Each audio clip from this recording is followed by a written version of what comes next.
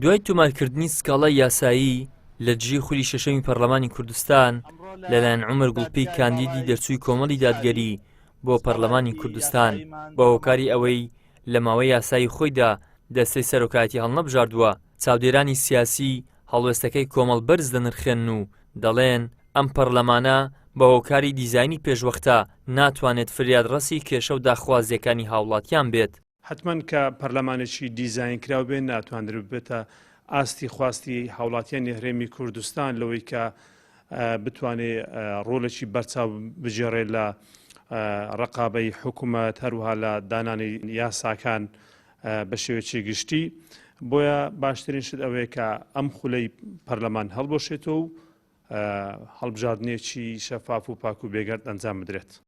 بەشێک لە چاودێران پێیان وایە کاری سیاسی و حکومڕانی ئێستای دەسەڵاتداران شکستی هێناوە و دوایین هەڵبژاردننی پەرلەمانیش دەربڕینی ڕاستەقینەی ناخی خەڵک نییە.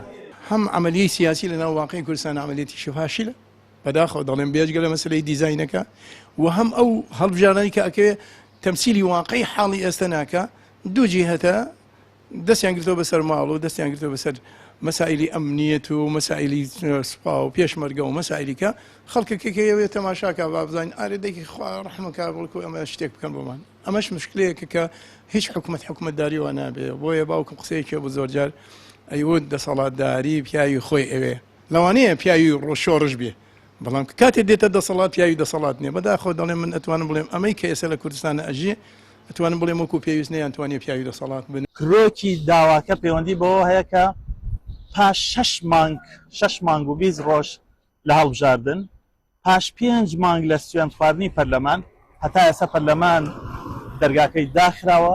چواری ئایار عومەر گوڵپی کاندیدی دەرچووی کۆمەڵی دادگەری بۆ خولی شەشەمی پەرلەمانی کوردستان سکاڵای یاسایی لە دژی پەرلەمانی کوردستان تۆمار کرد و داوای هەڵوەشانەوە و دووبارە ئەنجامدانەوەی هەڵبژاردن و وەرگرتنەوەی ئەو بڕەپارەیەی کە 97 پەرلەمانتار وەک موچەوەریان گرتووە. ئیدریس محەممەد کەناڵی ئاسمانی پەیام هەولێر.